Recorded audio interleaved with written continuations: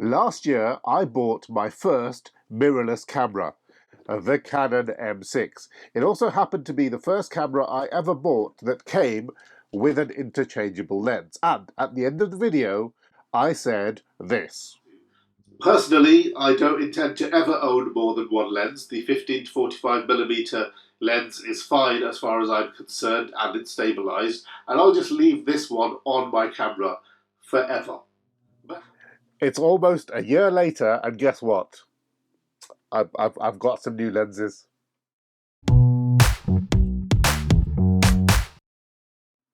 What up, nerds? I'm Jay Sharif, and today I'm talking about lenses. I've really learned a lot about my Canon M6 over the last year. It is a fantastic little machine and it produces some really nice photos. However, I think I've become a victim of gear acquisition syndrome. It's a very common affliction that most nerds suffer from, and it's particularly prevalent among AV enthusiasts. Sadly, there is no cure, and one of the most expensive bits of gear that camera nerds can covet are lenses. Now, for those of you who don't know, different camera companies use different types of lens mount. You can't just buy a Sony lens and stick it straight onto a Fuji camera, for example. A Sony E-mount camera needs an E-mount lens. A Fuji X-mount camera needs an X-mount lens. Of course, companies will change and upgrade their mounting systems over time. For many years, Canon cameras used the EF mount, and EF lenses were for Canon's full-frame DSLR cameras. Then, in 2003, they started making DSLR cameras with smaller APS-C sensors, and these cameras used EF-S lenses, which were generally smaller than EF lenses. However, the smaller Canon APS-C cameras could also use normal EF lenses too. It was a really smart move by Canon because it meant the new cameras already had access to a whole range of cheap and popular lenses that had been around for ages already. And there are a lot of very successful YouTubers who built their entire career using Canon's EF and EF-S lenses. Then, in 2012, Canon started producing small, mirrorless cameras, and to go with the new cameras, they brought out EF-M lenses. The problem was that none of their old lenses were immediately compatible with the new system. You couldn't put an EF or EF-S lens onto an EF-M camera. Basically, you couldn't put their DSLR lenses on their mirrorless cameras. And if you don't know the difference between DSLR and mirrorless, go back and watch my old video for a nice, simple explanation.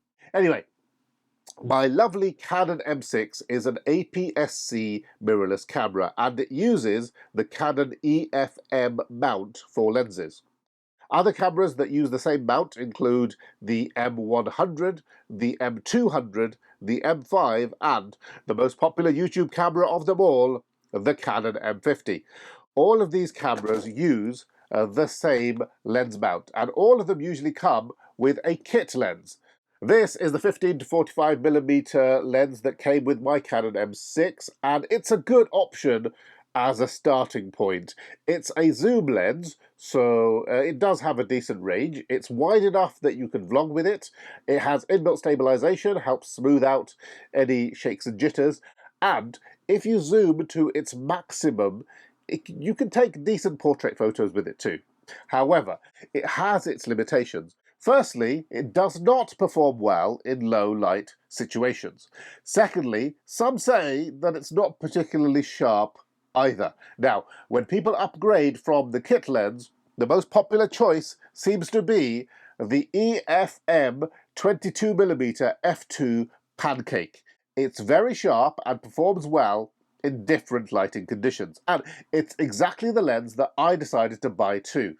Just before we test them, I want to explain that the zoom lens goes from f3.5 to f6.3, whereas the prime lens I have is an f2. The F number tells you how wide the aperture can go. The smaller the f number, the bigger the aperture on the lens. So if you have an f2 lens, you can set it to anything from f2 all the way to f22. Whereas this kit lens can only go from f3.5 to f22. And I know it sounds stupid that f2 is bigger than f3.5. There is an explanation for that, and I'll probably cover it in a future video. The important thing to know is I'm going to test these lenses at their widest aperture. So let's head outside and compare these two bad boys. Firstly, for video performance, and then for photos. Right, so I've got the kit lens on at the moment. It's a zoom lens, but for the sake of a fair comparison, I've set it to 22mm, which is the same focal length as I'm going to have with the prime lens that we're going to test. And it's a pretty good lens. It's not particularly sharp, but it's sharp enough, I think. You can be the judge of that. And also, the depth of field is a lot bigger than you get with lenses with a much wider aperture. So that background is not going to be particularly blurry, and I'm being photobombed. She's learning how to use the scooter. Yeah, it's just from today, so don't tell me that I'm awful. It's just from today. Yes. I only used Don't to judge. I only used to do like 3 wheels, but now I'm on 2 and I'm like, I don't like it. Yeah, she doesn't like it. She's getting used to the two-wheel scooter. Thank you for your interruption. If I had 4, I would be more easier to do it. Yes.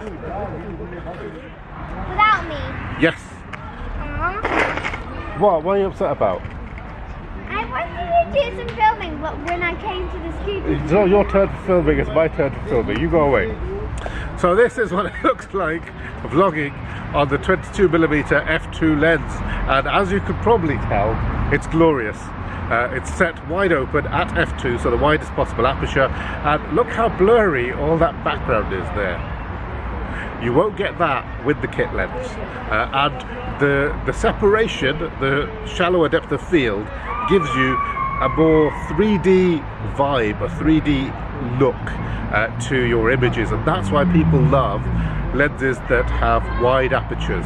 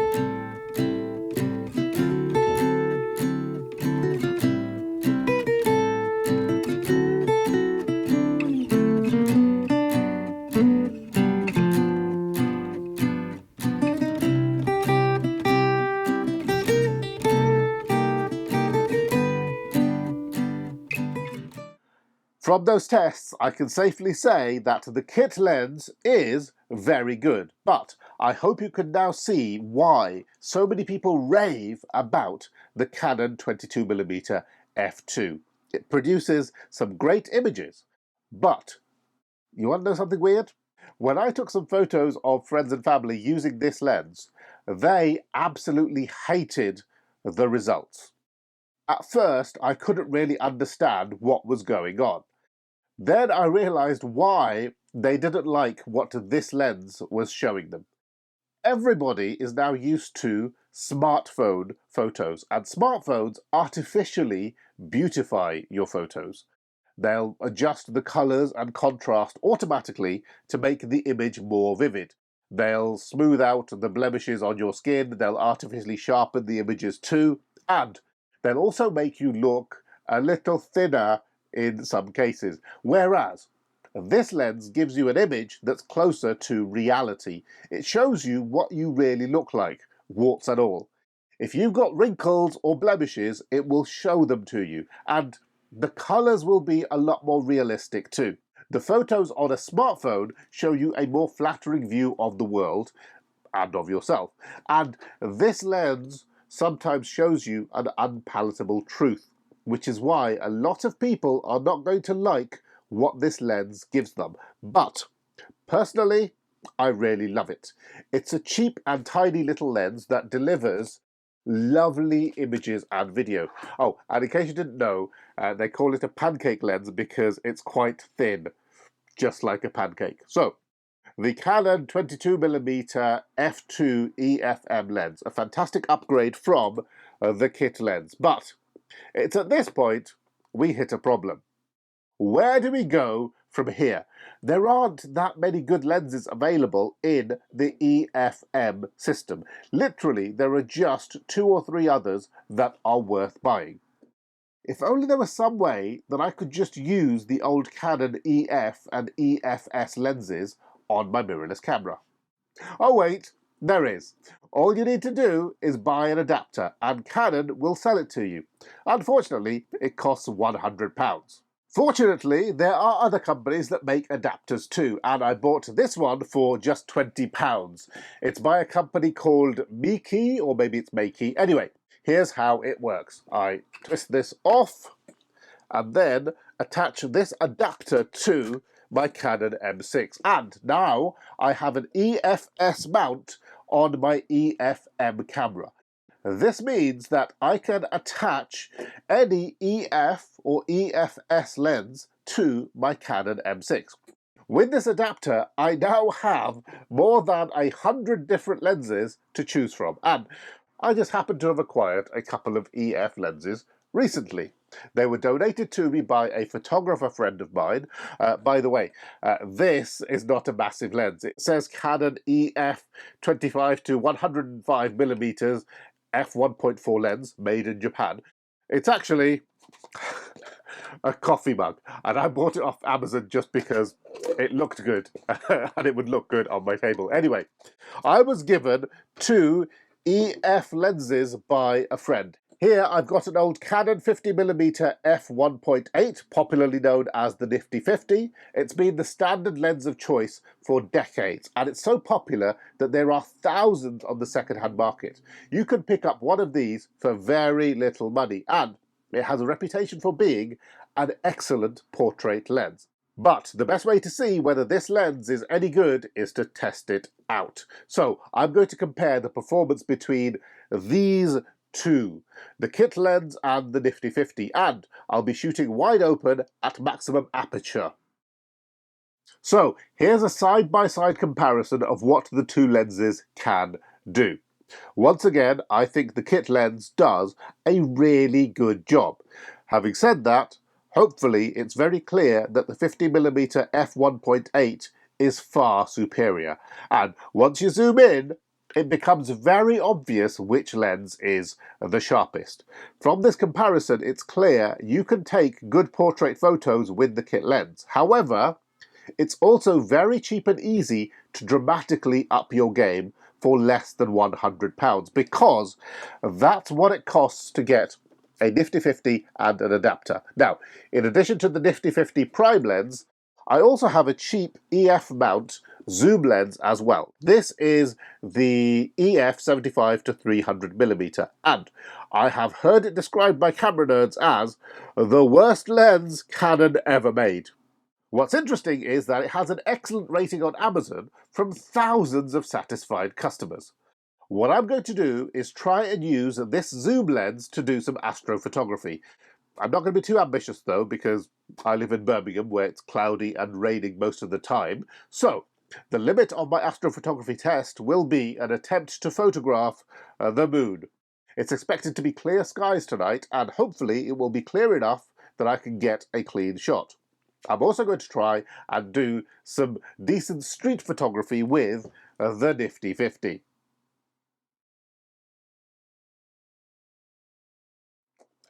Welcome back. It's the next day and I've been having fun using these old EF lenses on my Canon M6. Let's talk about the Nifty 50 first. This is the legendary lens used by millions, literally millions of photographers. Canon have produced many different versions of this, and I believe this one is about 20 years old, so you can almost call it a vintage lens. And it weighs almost nothing. Let's stick it on the scales to check. Oh, 130 grams. And with the adapter, together 185 grams. That's it. Now, I took this lens to Alum Rock Road in Birmingham, and pretty quickly I realised there was a problem. You see, when you put a 50mm lens on a full-frame camera, it has a field of view that's 40 degrees wide, which is a little bit tight, but not too bad for street photography. However, when you put a 50mm lens on a Canon mirrorless camera, you get a field of view that's just 25 degrees wide. That's ideal for taking portraits, but most of the time that's far too narrow for street photography. These are just some of the images I took yesterday.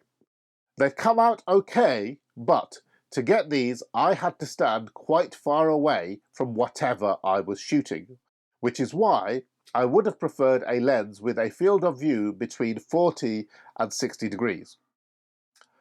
I did have fun though, and if you want to see all the photos that I took, then visit my website www.jsharif.com.